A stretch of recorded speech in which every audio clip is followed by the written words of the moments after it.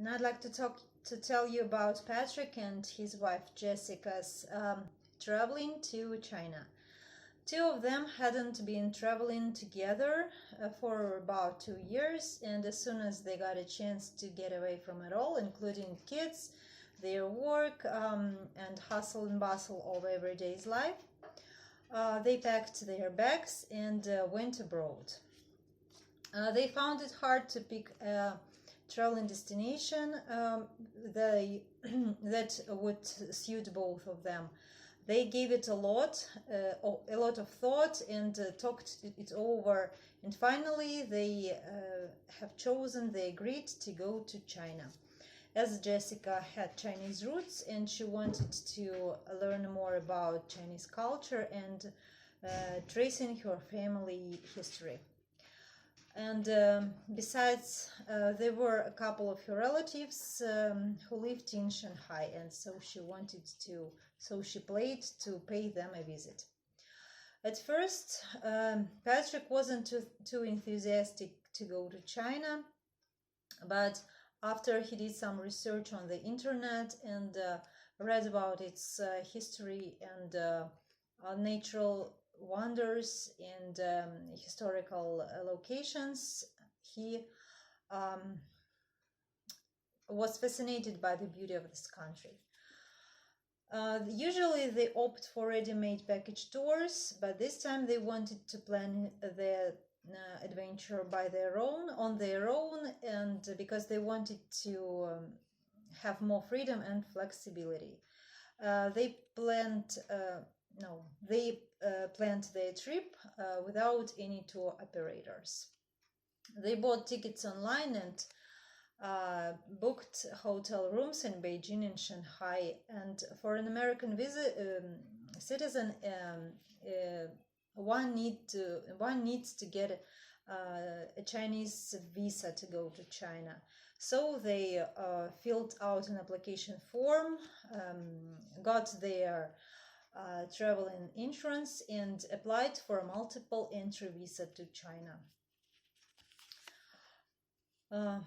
So it was a long-term visa. That means they didn't have to extend their visas until to 2028 because they wanted to get back to China. Patrick was rather nervous on the night before their flight. They took their kids to the grandparents and they asked their friends to take care of the dog. Jessica spent a few hours packing their bags, and she making sure she would put everything they could possibly need during their trip. The next day they woke up late. They got dressed in a hurry. They skipped breakfast. And they hailed a taxi to the airport. They were afraid they would stuck in a traffic jam and would be late, they would miss their flight.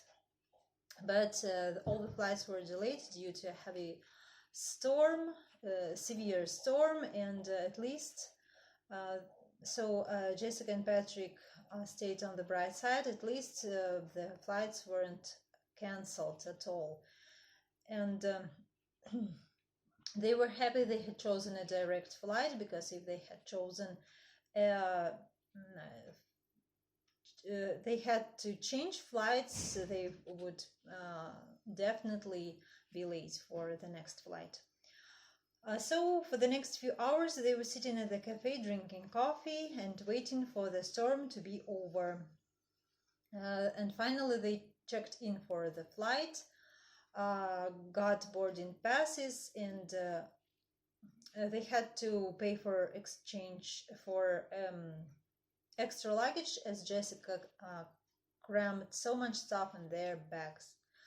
They got in line to get through customs and no, not through customs. To get through airport security. Airport security checks if they had any prohibited items in their carry-on bags, And as Jessica had a bottle of perfume in her backpack, she had to throw it away because it wasn't allowed on the plane. So they got on the plane almost 4 hours later than scheduled. Their flight lasted over 13 hours, and luckily none of them had aisle seats. Jessica was sitting by the window and Patrick was sitting next to her. So Patrick was reading Chinese phrasebook, and Jessica was watching some comedies on her tablet. They arrived at Beijing. So finally, they arrived at Beijing, went through customs and immigration, claimed their baggage on the carousel, and considered renting a car to get to their hotel, but they felt exhausted and decided to get a taxi to go there. So as they were checking in at the reception, there was a little misunderstanding because their names weren't on the database, and the receptionist couldn't speak much English, so Patrick have managed to explain to her in broken Chinese that they had booked a double room, and finally they found out that they misprinted their names. So they paid for the room with a credit card and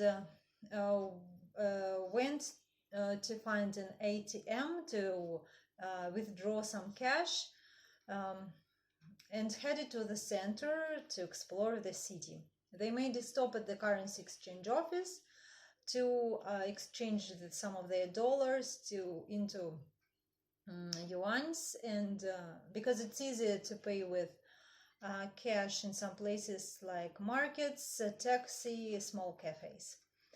They were jet lagged for the first day or two, but then they got used to different time zones.